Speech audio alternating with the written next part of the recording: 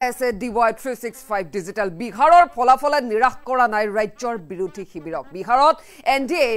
লাভ কৰিলে 202 আসন আৰু বিপৰীতে বিৰোধী মহাজোঁটে লাভ কৰিলে মাত্ৰ 34খন আসন বিহাৰৰ হুচনীয়া পৰাজয়ৰ পিছতে অসমক লৈ গৌৰৱ গগৈয়ে এতিয়া দাবী কৰিছে এই মুহূৰ্তত জনাম সবিশেষ বিহাৰৰ ফলাফলে নিৰাশ কৰা নাই ৰাজ্যৰ বিৰোধী শিবিৰক বিহাৰত এনডিএ লাভ কৰিলে 202 আসন আৰু বিপৰীতে বিৰোধী মহাজোঁটে লাভ কৰিলে মাত্ৰ 34খন আসন বিহাৰৰ হুচনীয়া পৰাজয়ৰ পিছতে অসমক লৈ গৌৰৱ গগৈ আমি দাবী শুনিবলৈ পাইছো অসমত কংগ্ৰেছৰ নেতৃত্বত গঠন হ'ব চৰকাৰ গৌৰৱ গগৈৰ দাবী এই মুহূৰ্তত মুখ্যমন্ত্ৰীৰ মতে বিহাৰতকৈও ভাল ফলাফল অসমত পাব বিজেপিয়ে বিহাৰৰ ফলাফলৰ পিছতে মুখ্যমন্ত্ৰীক সমালোচনা গৌৰৱ গগৈ বিহাৰ হয় অসম অসমেই হয় এই কথা এতিয়া এনে ধৰণৰ প্ৰতিক্ৰিয়া আমি শুনিবলৈ পাইছো বিহাৰৰ লোকে বিহাৰত ভোট দিব অসমৰ লোকে অসমত ভোট দিব অসমৰ প্ৰতিটো জাতি জনজাতিয়ে বিজেপিক বিদায় দিবলৈ সাজু কংগ্ৰেছৰ নেতৃত্বত জনতাৰ সেৱা কৰা এখন চৰকাৰ আনিব ৰাইজে মুখ্যমন্ত্ৰীয়ে জনজাতীয় লোকসকলৰ মাটি কাঢ়ি আদানী আম্বানীক দিলে ভূমিপুত্ৰসকলক সুৰক্ষা দিয়াৰ সকলো কাম আমি কৰিম এনে ধৰণৰ দাবী এবাৰ বা প্ৰতিক্ৰিয়া আমি শুনিবলৈ পাইছো গৌৰৱ গগৈৰ তৰফৰ পৰা বিহাৰৰ ফলাফলে কোনো ধৰণে নিৰাশ কৰিব পৰা নাই ৰাজ্যৰ বিৰোধী শিবিৰক বিহাৰত এনডিএ লাভ কৰিছে 202খন আসন আৰু তাৰ বিপৰীতে যদি আমি চাওঁ বিৰোধী মহাজোঁটে লাভ কৰিলে মাত্ৰ 34খন আসন কিন্তু তাৰ পিছতো বিহাৰৰ এই হুচলীয়া পৰাজয়ৰ পিছতো অসমক লৈ গৌৰৱ গগৈয়ে এতিয়া বৃহৎ দাবী কৰিছে অসমত কংগ্ৰেছৰ নেতৃত্বত চৰকাৰ গঠন হ'ব বুলি দাবী কৰিছে মুখ্যমন্ত্ৰীৰ মতে বিহাৰতকৈ ভাল ফলাফল অসমত বিজেপিয়ে পাব কিন্তু এনে নহ'ব এনে ধৰণৰ প্ৰতিক্ৰিয়া বিহাৰৰ ফলাফলৰ পিছতে মুখ্যমন্ত্ৰীক সমালোচনা কৰিছে গৌৰৱ গগৈয়ে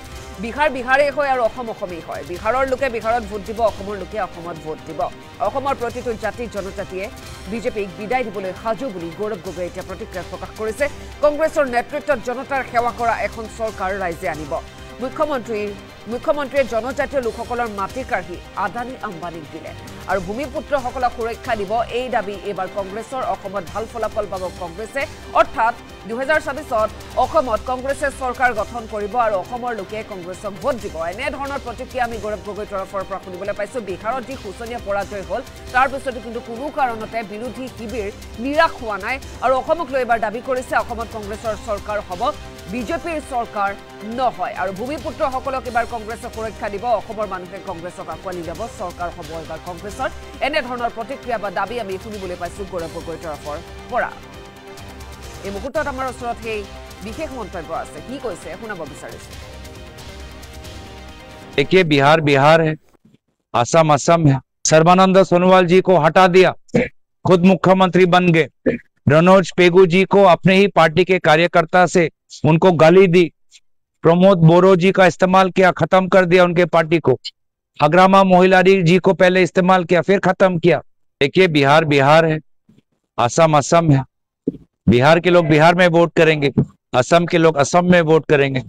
असम में डिमासा बोरो राभा कार्बी आहू मोरान मोटक ओबीसी बंगाली हिंदी स्पीकिंग गोरखा यहाँ का जो लोग है पूरे तरीके से तैयार है कि यहाँ पर हिमंत बिश्व शर्मा जी का डिक्टेटर राज खत्म करना है और ऐसा एक सरकार कांग्रेस का नेतृत्व में एक सरकार लाना है जो लोगों की सेवा करेगा और लोगों की जमीन की सुरक्षा देगा आज यहाँ के लोग जिस प्रकार से देख रहे हैं कि जब से हिमंत बिश्व शर्मा जी आए हैं असम के ट्राइबल्स के लगभग 40,000 बीघा माटी अडानी अंबानी को चला गया है दालमिया को चला गया है काउंसिल 6 शेड्यूल का कोई प्रोटेक्शन नहीं मिल रहा यहाँ के ट्राइबल्स के लोगों को तो यही हमारा मकसद है कि यहाँ पर जब आएंगे तो काउंसिल्स में जो इंडस्ट्री पॉलिसी होगा लोकल इंडस्ट्रीज पे हम ज्यादा ध्यान देंगे और यहाँ के ट्राइबल्स के भूमि को हम फुल प्रोटेक्शन देंगे सर्बानंद सोनोवाल जी को हटा दिया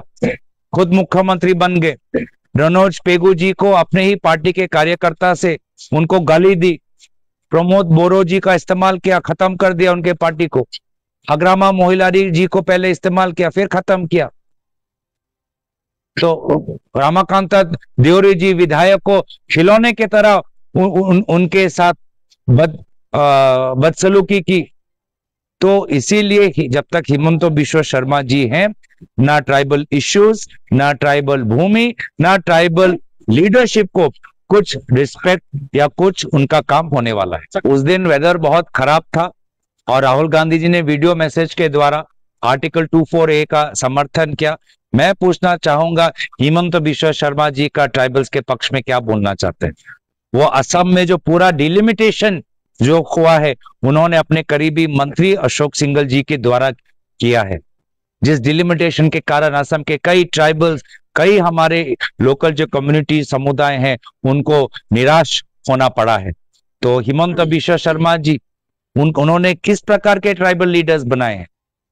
गार्लोसा जी की तरह, तुलीराम रोंगा जी की तरह, ये लोग जिन्होंने काउंसिल का जमीन अडानी अंबानी को दिया है, ये है हिमंत बिश्व शर्मा जी के ट्राइबल फेस। और जो वास्तविक में ट्राइबल लीडरशिप है उनको तो हिमंत बिश्व शर्मा जी अलग अलग तरीके से छुरी मारते हैं। हिमंत बिश्व शर्मा डांगरिया एने दरे भुआ अभियोग लगाय भाविब नालागे जे मैं भय करिम, मैं पिछुवाई जिम। मैं हिमंत बिश्व शर्मा डांगरिया भय नकरो और मोर दरे बहुत आमार अखोमर राइज एटा हिमंत बिश्व शर्मा डांगरिया भय नकरे। তেওঁলোকৰ যুক্তিহীন কথাবোৰ, তৰ্কহীন কথাবোৰ, তেওঁলোকৰ তথ্যহীন কথাবোৰ লাগে যে কোনোবা এজন সৰু লৰাই কিবা যুক্তি দি আছে, কি কথা কৈছে তেওঁহে জানে।